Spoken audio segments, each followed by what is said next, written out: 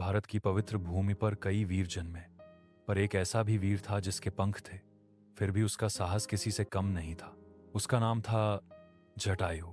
जटायु अरुण के पुत्र थे, वही अरुण जो सूर्य देव के सारथी हैं। उनके बड़े भाई का नाम था संपाति। दोनों बचपन में इतने ऊंचे उड़े कि सूर्य के करीब पहुंच गए। संपाति ने भाई को बचाने के लिए अपने पंख जला लिए। जटायु बच गए, पर दिल में हमेशा भाई का हर्ण रहा। बड़े होने पर जटायु महाराज दशरथ के सखा बन गए। राम लक्ष्मण को बचपन से देखा था, उनके लिए इनका प्यार पुत्र से भी गहरा था। वनवास के दिनों में श्री राम और लक्ष्मण सीता माता को ढूंढते हुए दंडकारण्य के घने जंगल में भटक रहे थे। उनके दिल में बेचैनी थी, आंखों में आंसू। तभी एक विशाल छाया आकाश से उतरी। जटायु महाराज वे धीरे से पास आए और बोले, राम, तुम्हारी आंखों में इतना दुख क्यों? राम ने टूटी आवाज में कहा, रावण मेरी सीता को हर ले गया। जटायु की आंखें क्रोध से लाल हो गईं।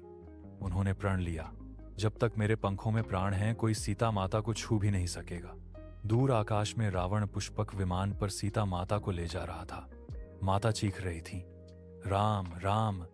जटायु ने रावण का रास्ता रोक लिया। उनकी गर्जना से सारा आकाश कांप गया।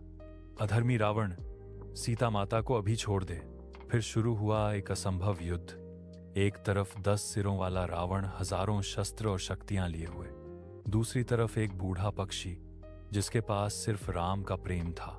जटायु ने रावण के रथ को चकनाचूर कर दिया, घोड़ों को मार गिराया, सीता माता को बचाने की पूरी कोशिश की। रावण क्रोधित हुआ। उसने अपनी तलवार निकाली और एक झटके में जटायु के दोनों पंख काट दिए। रक्त की धारा बहने लगी। जटायु धीरे धीरे धरती पर गिरे, पर तब तक लड़ते रहे जब तक शरीर में एक बूंद खून बाकी था। कुछ देर बाद श्री राम और लक्ष्मण वहां पहुंचे। राम ने जटायु को देखा, सांसें टूट रही थीं, शरीर रक्तरंजित।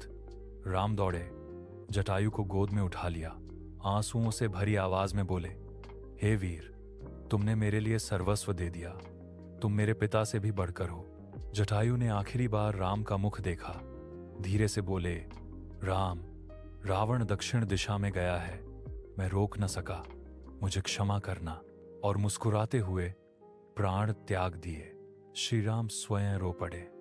उन्होंने अपने हाथों से जटायु महाराज का अंतिम संस्कार किया, जैसे अपने पिता का संस्कार कर रहे हों।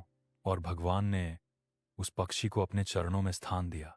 जटायु की यह कथा सिखाती है, भक्ति सिर्फ पूजा नहीं, भक्ति बलिदान है। जो राम के लिए जीता है, राम उसके लिए स्वयं रोते हैं और स्वयं मोक्ष देते हैं। जय जटायु महाराज की, जय श्री राम।